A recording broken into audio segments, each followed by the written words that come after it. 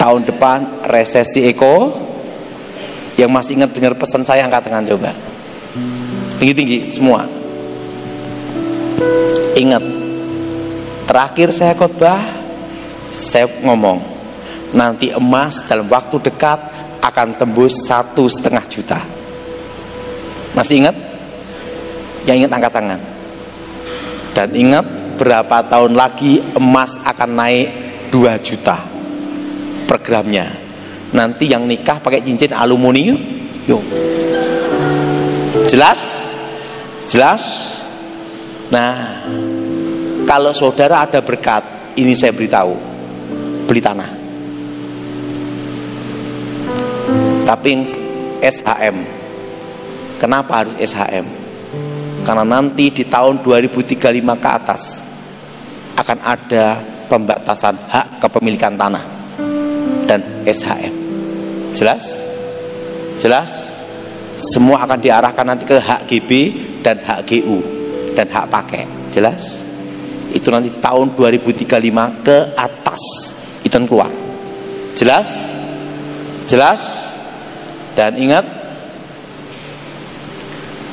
untuk menghadapi resesi ekonomi tahun depan, jangan utang bank. Apa saudara? Termasuk KPR, jangan. Karena kondisi ekonomi seperti ini masih sampai tahun 2026. Jelas? Jelas? Jelas? Saya ngomong sama Terawan, dan saya juga ngomong sama kawan saya di Kementerian Pertahanan. Kondisi seperti ini masih sampai tahun 2026. Dia ngomong, Daud, kamu yang ngomong Gibran Wapres, terjadi. Yang pertama kali ngomong Gibran Wapres terkuat, pasti jadi. Itu tahun 2021, 2022. Dan di tempat ini sebelum Pilpres saya juga ngomong. Betul? Dan waktu saya ngomong 95% menang. Kenapa tidak 100%? Melebu penjara aku udah. Cipta kondisi, kasih 95 aja biar lolos lah. Nah, sekarang saya beritahu, tahun depan resesi ekonomi. Saudara yang punya utang-utang segera diberesin tahun ini. Pak, kalau belum bisa bayar utang semua gimana? Jangan nambah lagi. Kedua, batasi pemakaian kartu gesek kredit. Jelas? Jelas? Jelas? Dan ingat, semua nanti tahun depan akan banyak sekali investasi bodong. Tahun depan akan apa saudara? Investasi apa? Fiktif, bodong. Dari saudara semua yang ditawarin berbagai investasi, stop dulu. Semua harus bisnis real. Jelas? Ya setuju angkat tangan saudara. Ingat, nanti ada yang menjanjikan investasi apapun tahun depan, stop dulu. Semua masukkan ke bisnis real. Karena tahun depan akan banyak investasi bodong. Banyak orang ingin cepat kaya, ingin cepat bayar utang lunas, ingin cepat macam-macam, jalan instan. Nah, itu yang kejebak ke bisnis investasi bodong. Itu nanti di tahun 2026. Jelas? 2025, 2026 itu bodong. Dan tahun depan resesi ekonomi Cirebon tidak terasa apapun. Yang terasa itu hanya Jakarta sama yang punya utang, tuh. Yang lain aman-aman aja. Dan ingat 2035. Ingat pesan saya dulu. Cina menguasai ekonomi Indonesia. Dan pendeta ada saingannya. Pendeta, pencipta lagu, pemuka agama. Saingannya adalah AI. Itu 2035 ke atas. Jadi kalau hamba Tuhan, pendeta hanya pengajaran tanpa kuasa, tanpa pengurapan Roh Kudus, tidak bisa. Kalah sama AI. Jelas? Termasuk pencipta lagu, penyanyi. lawannya AI, lebih merdu, lebih bagus. Jelas? Nah, kalau saya aman ngusir setan, AI tidak bisa. Nah, jelas? Jelas? Dan ingat, sekarang presiden juga fokuskan untuk ketahanan pangan. Dari tahun lalu saya ngomong apa? Krisis pangan, betul? Semua suruh apa? Berkebun. Jadi saudara, anak-anak muda, seperti pesan saya, tahun depan kita masuk generasi apa? Alpha. Tahun ini generasi Z. Tahun depan generasi Alpha. Ngomong sebelahnya Alpha. 4 Alpha itu mengharapkan wasiat, hibah. Ingat, wasiat, hibah, dan dimodali orang tua. Hibah, wasiat, dan dimodali orang tua. Dan yang keempat, harus baik-baikan sama orang tua. Hibah, wasiat, dan dimodalin. Jelas? Ya setuju angkat tangan. Kenapa? Kenapa? Jadi tinggal ngomong sama anaknya, lo macem-macem ingat Alpha. Hibah, wasiat, dimodali orang. Karena tahun depan sampai 2035 pajak diperketat. Sampai tahun 2035 pajak semakin usia 25 tahun kamu punya beli properti, punya rumah 2 miliar, uang dari mana, SPT mana, ditelusuri semua itu adalah. Jelas? Jelas? Persaingan diperketat. Maka anak-anak muda sekarang harus baik-baikan sama orang tua. Dan orang tua ngomong, ingat Alpha. Yang setuju angkat tangan adalah wasiat, hibah, dan apa adalah dimodel orang. Dan yang keempat, baik-baiki orang tua. Ingat itu. Dan ini akan terjadi sampai 2035 bagi anak-anak muda yang usia 20 tahun. Pak, sekolah apakah perlu keluar negeri? Tidak usah, cukup dalam negeri. Karena perkembangan zaman, tetap dalam negeri aja. Ini setuju angkat tangan saudara. Jelas? Jelas? Ingat, ini akan terjadi sampai 2035. Saudara tidak perlu ke Jakarta, karena Jakarta banyak ngalami resesi. Jelas? Kembangkan di Cirebon, tempat engkau berada semua. Jelas? Jangan tergoda apa? Investasi ingin cepat kaya, ingin cepat ini. Dan jangan terjebak pinjol dan judi on.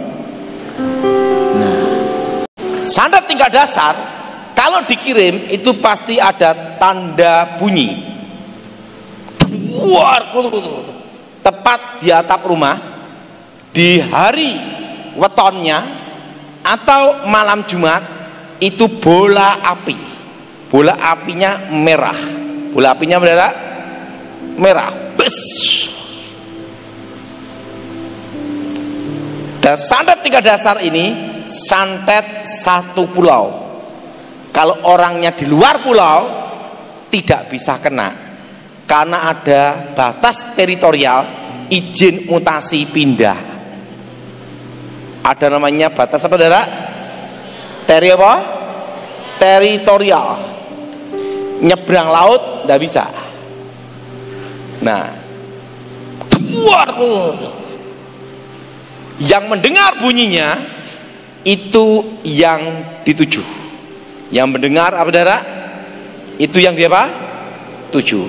Kedua, nah, setelah ada bunyi, tanaman pohon mati mendadak, kering dong. Itu cirinya kalau kena santet.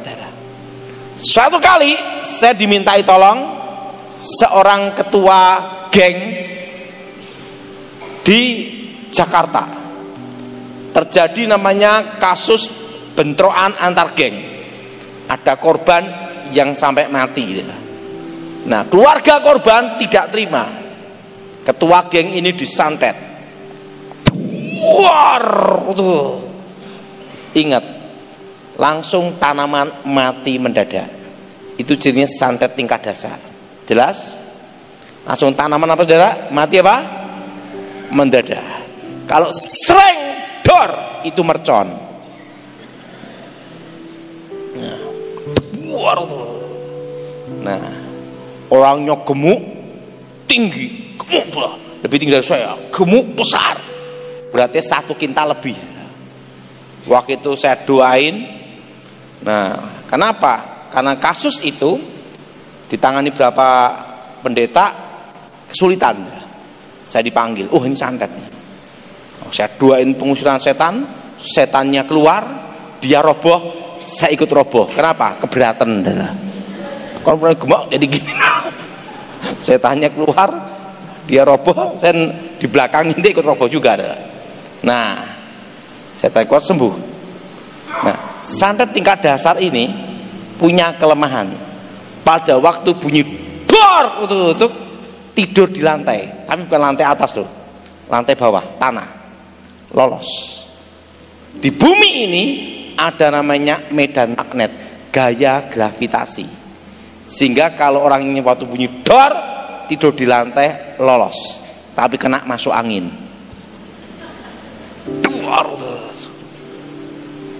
Kenapa?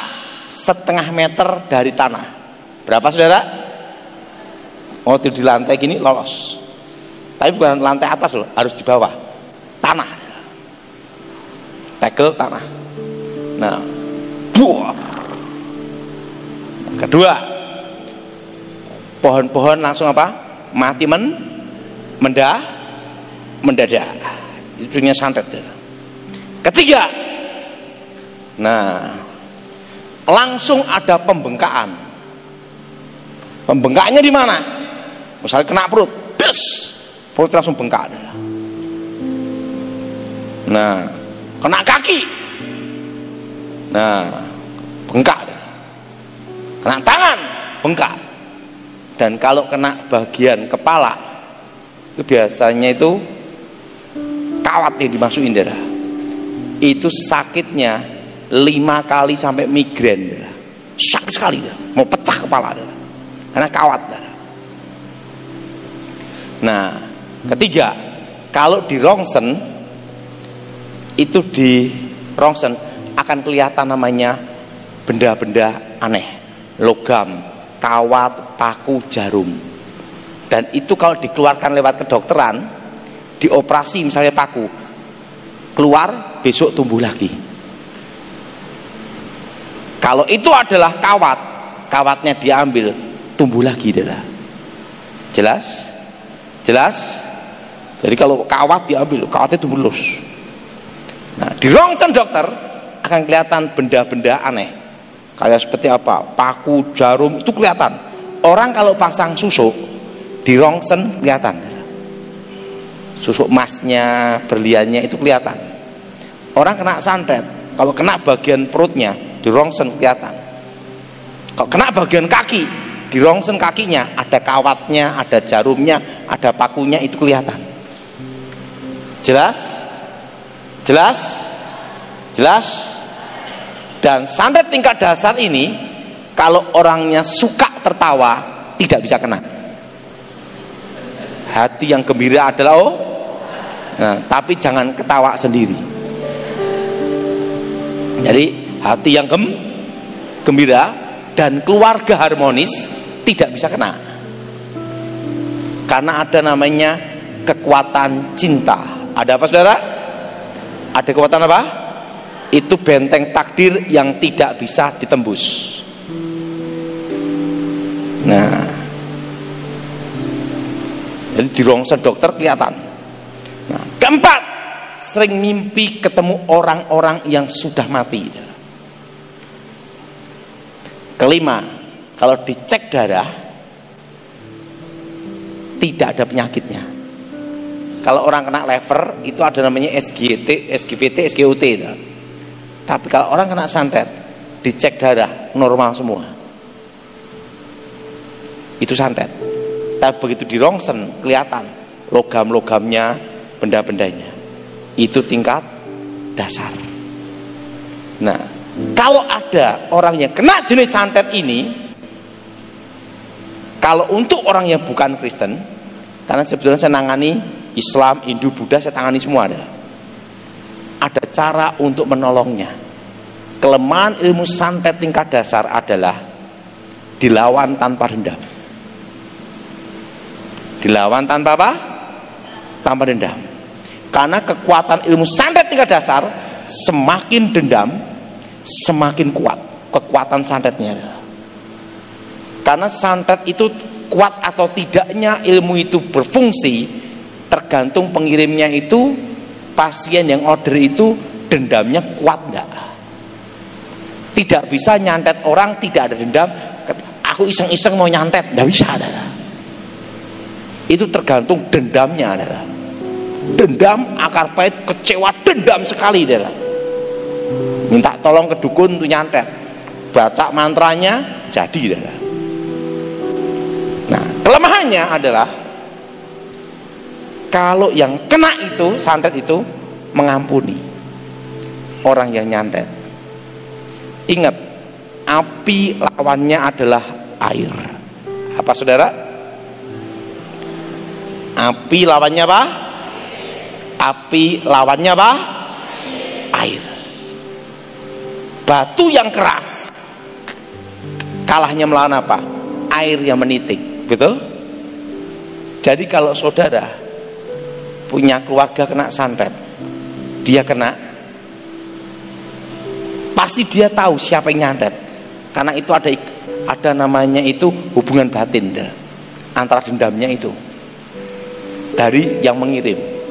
Nah, semakin dendam, semakin kecewa, semakin akar pahit, cepat mati. Tapi kalau dia mengampuni, memaafkan, itu kekuatan santetnya dalam jangka maksimal 100 hari netral, luntur. Jelas? Jelas? Hadapi tanpa dendam. Ada iman, ada pengharapan, tapi yang terbesar adalah kasih. Amin. Amin. Jadi kalau saudara nangani orang yang bukan Kristen, yang belum dalam Tuhan, kuncinya satu, pengampunan. Ngomong sama sebelahnya, pengampunan. Jelas? Tapi kalau dia tambah dendam, dendam juga, tambah kecewa, tambah parah. Karena kekuatan santet itu tergantung dendam kesumat seseorang. Hanya bisa dihadapi dengan apa? Kasih. Amin. Amin. Amin. Itu kalau dia bisa mengampuni, memaafkan. Nah, kalau keluar, biasanya benda yang masuk alam gaib kembali ke alam gaib lagi, kempes langsung. Kalau kawat itu keluar, balik ke alam gaib. Tapi kalau keluar fisik bisa. Biasanya lewat buang air besar, mulut atau telinga. Kalau kulit, pori-pori, langsung keluar apa namanya itu, kawat-kawatnya. Tapi harus ingat, dihadapi tanpa dendam. Kasih. Amin.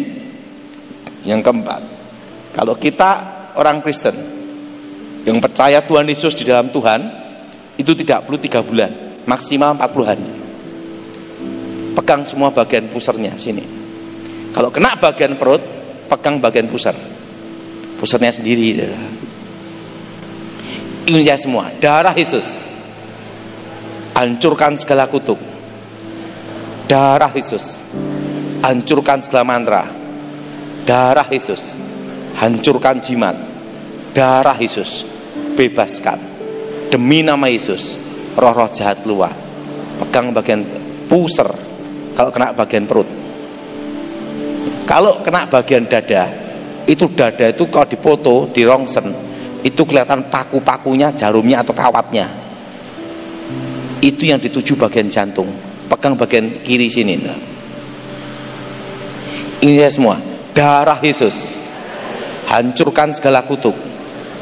Darah Yesus hancurkan segala mantra. Darah Yesus hancurkan segala jimat. Darah Yesus sucikan demi nama Yesus. Roh-roh jahat keluar. Nah, kalau kena bagian kepala, titik pusat kekuatan adalah kelemahannya, itu di sini.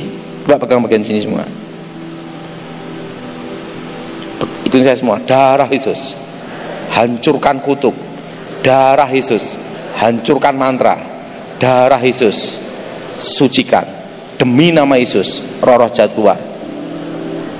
Itu kalau kena santet jenis itu kepalanya rasanya mau pecah, terutama tengah malam.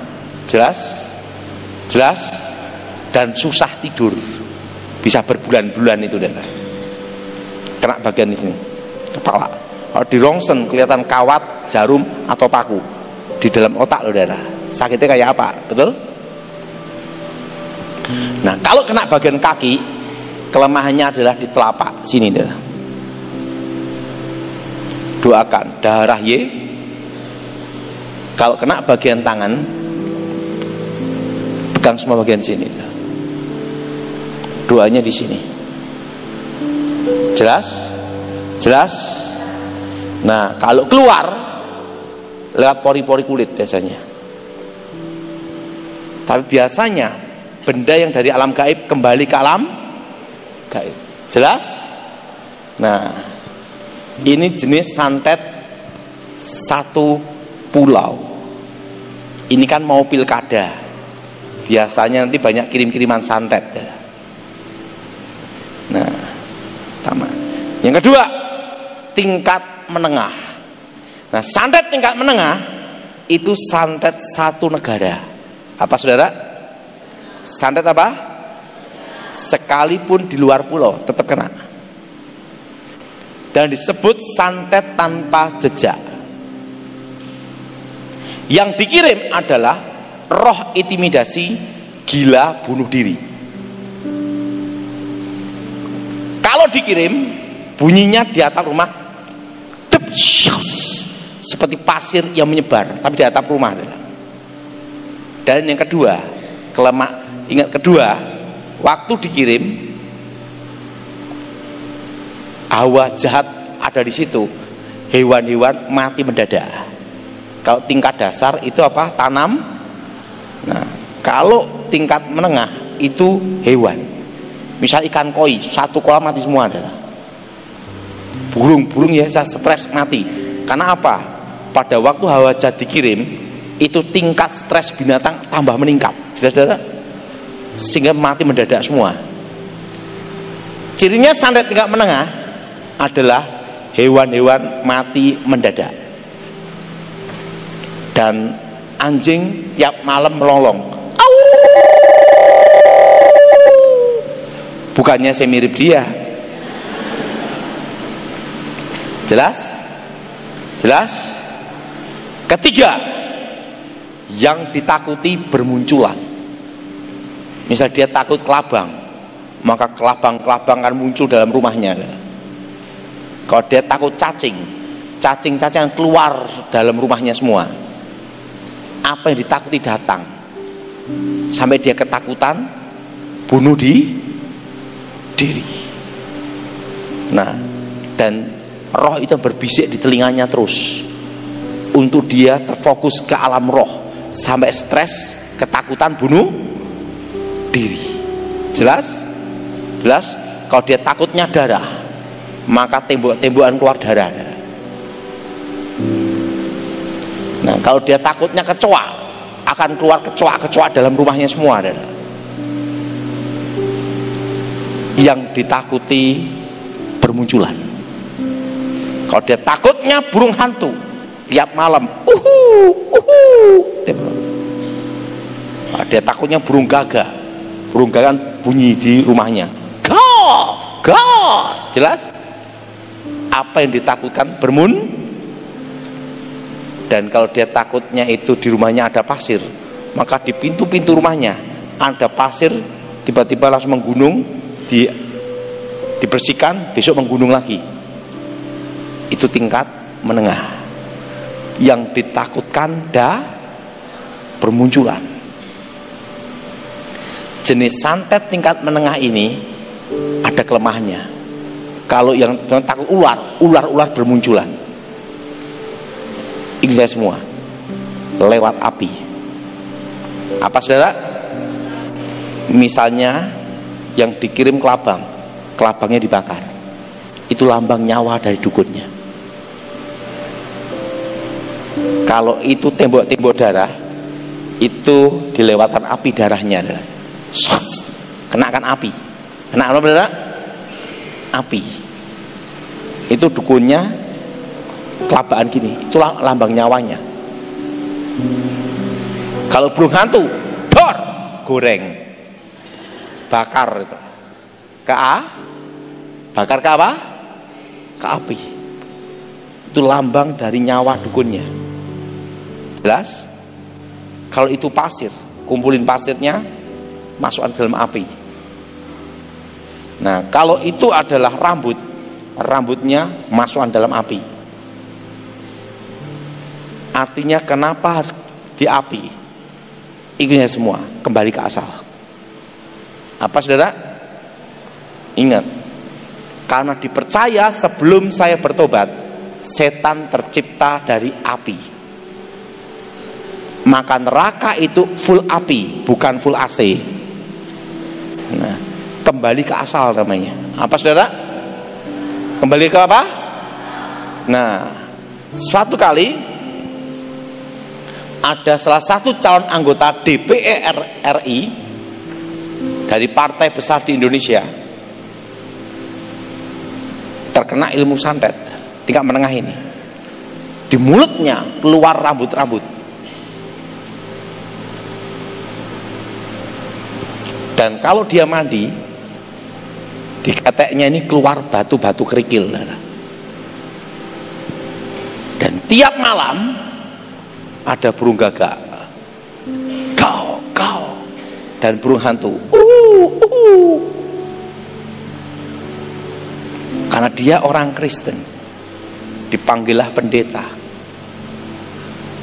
Pendeta datang, setan keluar.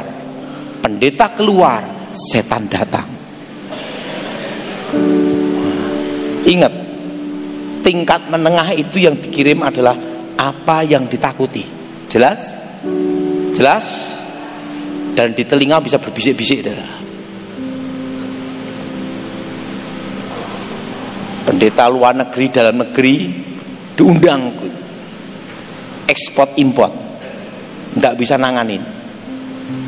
Nah, dia tahu waktu itu saya masih ngawal presiden, langsung dia minta tolong saya. Padahal sebagai pengawal presiden saya minta tolong. Saya datang sana, wah di tingkat menengah. Gimana caranya? Padahal gampang. Yang dikirim apa? Burung hantu, Pak. Tembak aja, dor, goreng. Saya lihat bapak ini kan kepalanya botak, dikirim rambut dah. Tapi bukan di sini, tapi di sini dah. Kumpulin, bakar. Burung gagak, dor, bakar, buang. Jangan disimpan dah. Jelas? Bakar dan dia apa? Itu lambang nyawa dukunnya. Pak, ini ada batu-batu gimana? Setiap mandi itu keluar batu. Kumpulin, bakar. Itu lambang nyawanya sebabnya. Dan ini kelemahan kuncinya. Ikut saya semua. Yang ada dianggap tidak ada. Ini kunci kelemahannya. Ini semua. Yang ada dianggap tidak ada. Dicuekin, dianggap tidak ada. Karena apa yang ditakutkan itu akan datang. Alkitab berkata Tuhan beri kita adalah roh kepelawanan, bukan roh ketakutan. Amin. Kalau dia mimpi tiap hari ada bisikan-bisikan tentang kematian, jangan dihiraukan. Semakin dihiraukan tambah jadi. Jelas? Karena dipancing di alam roh. Jelas? Cuekin, anggap tidak ada. Ini kelemahan kuncinya. Tapi kalau diperhatikan terus, diladenin, roh itu bicara, kelabang ini semua dia tambah takut, semakin dia bingung, semakin jadi edan, bunuh diri. Jelas? Tapi kalau dicuekin, anggap kayak tidak ada, tidak peduli apapun, hatinya gembira, sembuh, selesai. Pernah salah satu anak konglomerat, karena dia di konglomerat, pemilik bank, dia dikirimi ilmu santet, tingkat menengah. Dia dibisikin di pikirannya dan rohnya, kalau dia tidur pejam selamanya, berbulan-bulan tidak bisa tidur. Kenapa tidak bisa tidur? Karena dia ketakutan kalau pejam selamanya pejam. Benar gak? Waktu itu kira-kira jam 2 malam dia datang dengan ketakutan dan kebingungan. Waktu itu dia ngomong sama saya, Pak, gimana cara ngalahkannya? Mudah, anggap tidak ada, jangan hiraukan, tidur aja udah, dan lawan dengan nama Yesus. Ikutnya semua. Kalau itu namanya doa pembentengan. Ini semua, darah Yesus sucikan tubuh jiwa rohku, darah Yesus bentengnya aku. Demi nama Yesus, roh-roh setan, roh-roh jahat keluar. Nah, saya tanganin, seminggu sembuh, bisa tidur, dan sampai sekarang masih hidup. Saya dari konglomerat, pemilik bank, punya bank. Jadi saya beritahu saudara, kalau ada saudara atau keluarga yang kena tingkat menengah, kunci utamanya apa? Jangan dihiraukan. Apa saudara? Dan barang yang dikirim masukkan ke dalam api. Jelas? Termasuk kalau santet-santet ke paku jarum harus kena api itu, saudara. Kembali ke asal namanya. Jelas? Nah, ini santet satu. Nah, yang ketiga, santet tingkat tertinggi. Itu santet tingkat benua. Yang dikirim itu adalah pusaka, keris, tombak. Saya itu kayak jarum emas, tapi itu pusaka, ada mimis kumbang namanya. Nah, begitu mantra diucapkan, itu melesat, das, kayak petir, ada. Langsung. Kalau kena jantung, des, langsung berhenti. Pak, gimana nangani? Udah mati, gimana nanganinya? Tidak bisa. Sekali kena langsung mati. Maksimal berapa lama? 5 menit. Dan kalau kena kepala, des, tengkorak utuh, dalam jebol. Nah, santet tingkat tertinggi ini di Indonesia jarang ada yang punya. Nah, saya menguasai ilmu ini waktu usia 15 tahun. Dan saya cobakan ke Gilbert waktu usia 18 tahun. Saya kalah. Jadi ada satu manusia yang lolos di tingkat tinggi, pendeta gemuk. Gilbert. Saya kalah. Akhirnya saya bertobat. Itu namanya santet tingkat tertinggi. Nah, setelah saya bertobat, saya pernah menghadapi juga. Pada waktu saya ngawal presiden, waktu itu kan saya banyak dari tim pendahulu. Sebelum presiden tiba, saya ada di lokasi, survei lokasi, mendeteksi, menganalisa ada teroris atau serangan ilmu hitam atau macam-macam. Nah, setelah itu baru pas pampres tiba, gitu dah. Nanti sniper, penjinak bom baru datang. Dah. Suatu kali di Cikias itu tahun 2011, tiba-tiba ada asap bermuncul, ada serangan kuasa gelap, dah. Santet. Dah. Nah, waktu itu ditanganin sama ahli-ahli supranatural, nggak bisa, tingkat tinggi sebabnya adalah. Nah, makanya 2011 itu disebarkan isu pemaksulan presiden. Waktu itu gimana kalau yang nangani Daud? Karena Daud ini alirannya kan ada aliran mistik gabungan, namanya gabungan dari agama ini gitu dah. Nah, kalau Daud ini kan kepercayaan paling tua, animisme, dinamisme, sebelum agama ada gitu loh. Dan ke paling tua adalah aliran saya dulu. Gimana Daud pasti nanganin? Karena ahli supranatural kalah semua. Saya dipanggil ke Cikias. Saya datang. Waktu itu saya lihat, saya deteksi, izin ibu, yang ngirim santet ini dari India. Ciri orangnya seperti ini, namanya ini Sai Baba. Nah, waktu itu saya ke tempatnya sama ibu, didampingi 2 ajudan, Parman sama Kus. Dan 2 ajudan ini sampai sekarang masih hidup. Itu saksi hidup adalah. Langsung, ya oposisi lawan sekarang ada di India. Langsung ngomong gini, Daud, kamu bisa kalahkan dah. Kamu bisa lawan dah. Saya ngomong sama Ibu Ani, Bu, saya sudah bertobat, tidak praktek ilmu santet. Ilmunya juga hilang.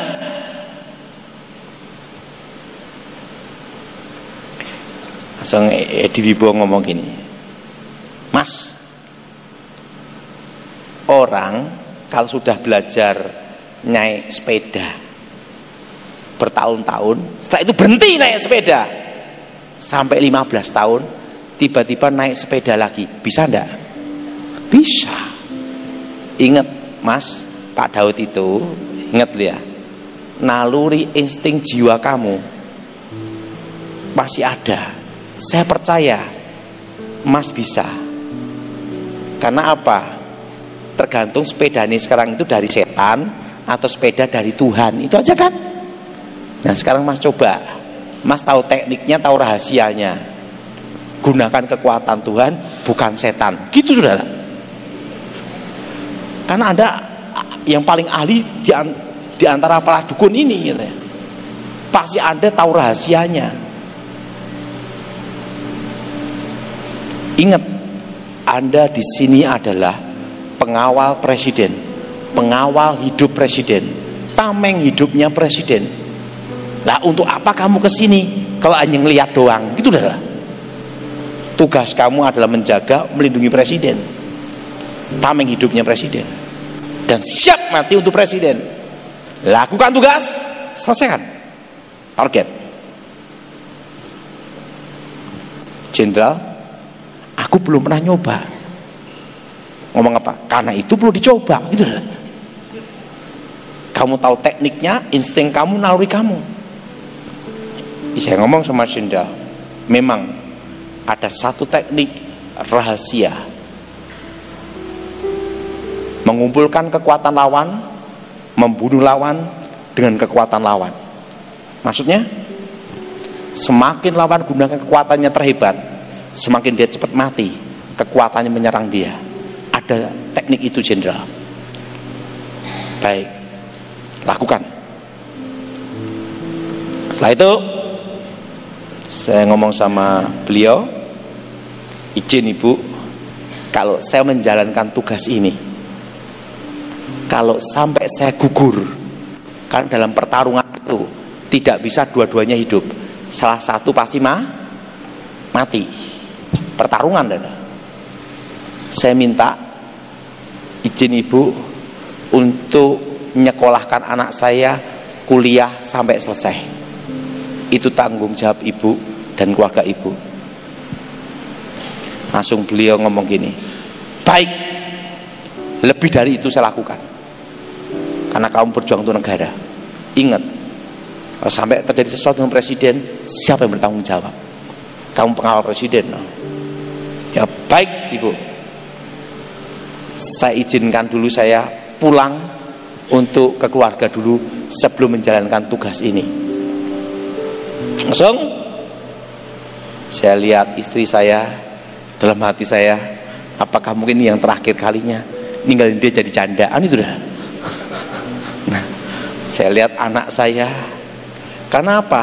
Menghadapi yang ilmunya setara itu beda, jelas adalah imbang semuanya. Langsung Kolonel Adub Rakib Sergal jemput saya, Kopassus. Udah Mas, udah berangkat, udah kita lakukan tugas. Langsung ke Jakarta. Saya di Pondok Indah untuk mempersiapkan pertarungan sebenarnya. Nah, saya di Pondok Indah, pertama dikirim ular-ular dulu, ular kobra, berdatangan. Nah, tapi saya tidak balikkan dulu, karena saya menunggu kekuatan lawan sampai puncak, membunuh lawan dengan kekuatan apa? Lawan. Wah, saya doa, darah Yesus sucikan, darah Yesus bentengi, demi nama Yesus roh-roh jahat keluar, ular keluar, kobra dulu. Saya minta beliau waktu 3 bulan untuk menyelesaikan misi itu. Kedua, ada dewa, ininya ada ular kobra, trisula, lempar, beng, kena bagian kaki, das, wah, sampai kaki saya pincang, makanya sampai sekarang kaki saya terasa sakit.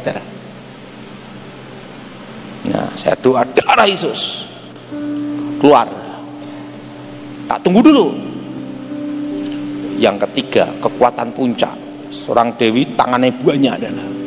Nah, ini yang saya tunggu, mengumpulkan kekuatan lawan, membalikkan kekuatan lawan, membunuh lawan dengan kekuatan pada lawan.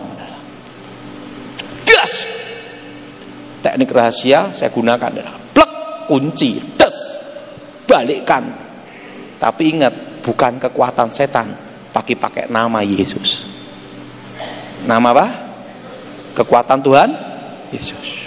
Kalau kan tahu tekniknya aja, des, balikin, kayak petir menyambar, buar, langsung kaca pecah semua, kayak pasir itu, ledakan petirnya itu, des, menuju India, peng, langsung kena saya babat, des, jantung berhenti, kalau lawan matian saya tahu, des, langsung saya ngomong sama Edi Wibowo, sama Ibu Ani, izin ya, Jenderal, target udah selesai jam sekian.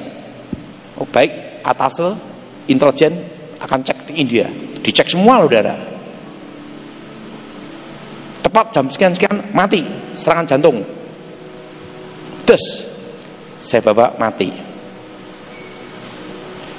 jam, tanggal, hari disamakan, waktu saya ngomong itu, itu beda. Kalau kebetulan itu beda, jelas, itu jam, tanggal, waktu, des, tepat. Dia ngomong tepat jamnya, dek, mati, senjata makan tuan. Itu saya langsung balik ke Cikias. Terusan Edi ngomong, bayangkan saya baba aja jarak 3 benua aja mati, apalagi dukun-dukun kecil gitu dah. Nah, wah Daud, kamu masih punya ini kekuatan itu kekuatan Tuhan Jenderal. Hanya saya gunakan teknik gitu. Nah Disitulah saya mulai jalankan tugas operasi khusus. Saat 2013 sebelum beliau mau pensiun, Edi Wibowo, Daud, aku lihat kemampuan kamu ini sangat membahayakan juga untuk negara. Bisa-bisa banyak orang mati tanpa jejak. Karena itulah kamu harus disumpah sebelum kamu berhenti menjadi pengawal presiden. Saya disumpah di kediaman Kepala Staf Angkatan Darat, bendera merah putih dan Alkitab. Sumpahnya apa? Bahwa saya tidak boleh melatih, mempraktekkan, mengajar, dan memberitahu rahasia teknik itu sampai mati. Tidak boleh melatih, mengajar, dan teknik ini terkubur selamanya. Yang terakhir kamu. Setelah saya disumpah, jenderal ngomong, saya tahu itu ilmu pamungkas kamu. Teknik itu rahasia dan membahayakan untuk negara juga. Jadi tidak boleh melatih, tidak boleh mengajar, tidak boleh mempraktekkan, tidak boleh apa, saudara? Dan tidak boleh menggunakan dan tidak boleh membocorkan rahasia itu. Tertutup sampai kamu selamanya. Setelah itu, setelah disumpah 2013, 2014 saya kembali ke keluarga, kembali ke masyarakat. 2015 ada nyelentuk gini, aduh sayang ya Daud bertobat gitu, saudara. Wah, kalau tidak bertobat tinggal daftar nama aja selesai semua gitu. Langsung mati, tidak ada jejak semua, tidak perlu pembunuh bayaran gitu, saudara. Tidak, sudah bertobat. Nah, jadi teknik itu terkubur dalam hidup saya sampai sekarang. Satu hal, waktu saya sama saya baba itu, kekuatan apa? Tuhan Yesus. Hanya tekniknya saja yang digunakan, teknik rahasia. Nah, itu pengalaman saya menghadapi saya baba. Nah, setelah itu saya tidak menghadapi lawan lagi yang seperti dia, tidak ada lagi. Nah, ada yang tanya sama saya lagi, Pak, kalau Bapak menghadapi kasus itu lagi gimana? Udah disumpah. Pak, tak serahin ke Bu Nani aja. Karena saya sudah disumpah tidak boleh melakukan, tidak boleh menggunakan, tidak boleh mempraktekkan, tidak boleh mengajar, tidak boleh memberitahu rahasianya. Nah, udah terkubur sampai saya aja.